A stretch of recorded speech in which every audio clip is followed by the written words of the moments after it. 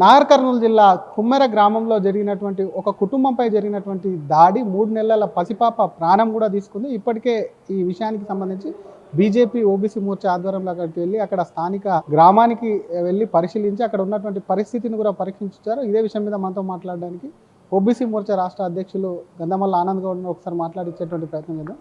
Sir, మీరు ఇందాక మాట్లాడుతూ దాడి అక్కడ టికెట్లు వసూలు చేస్తున్నారు, దాడిలోనే పాప చనిపోయిందంట. కానీ ఆ ఊరు సర్పంచ్ మాట్లాడుతూ ఎక్కడ కూడా దాడి జరగలేదు, జాతరకు ఎవరు కూడా డబ్బులు వసూలు చేయరని చెప్పి కొట్టేసేటువంటి ప్రయత్నం చేసింది. ఏం చెప్తారు? డబ్బులు అడగలేదు, గొడవ ఎందుకు వచ్చిందో కూడా ఆయన చెప్పాలి. ఆ ఊరికి మొత్తం తెలుసు.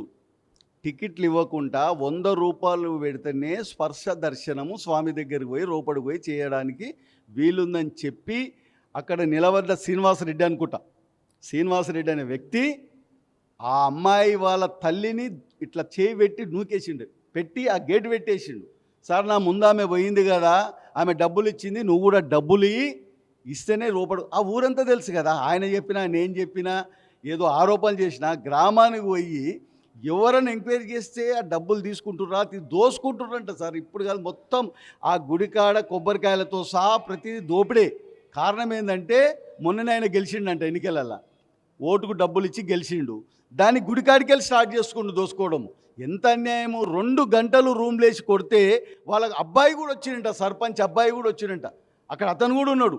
ఇప్పుడు మీరు కొట్టలేదు, పళ్ళూసిపోయి కొట్టిండు, రికార్డు ఉన్నది. గంట సేపు ఆ అబ్బాయి అరుస్తుండు, వాళ్ళ తల్లి అరుస్తుంది.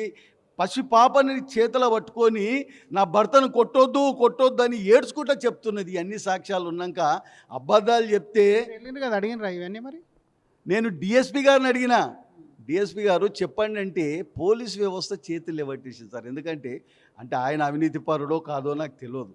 పోలీస్ వ్యవస్థ ఏమైపోయిందంటే, మేము దోసుకుంటే మా మీద ఏమన్నా దాడులు, మా మీద నిరసనలు చెప్తే మీరు అరెస్ట్ చేయండి, మీరు కూడా ఏమన్నా దోసుకుంటే మేము మీకు సపోర్ట్ చేస్తాం ట్రాన్స్ఫర్ కాకుండా అని. అదే నడుస్తుంది రాష్ట్రంలో.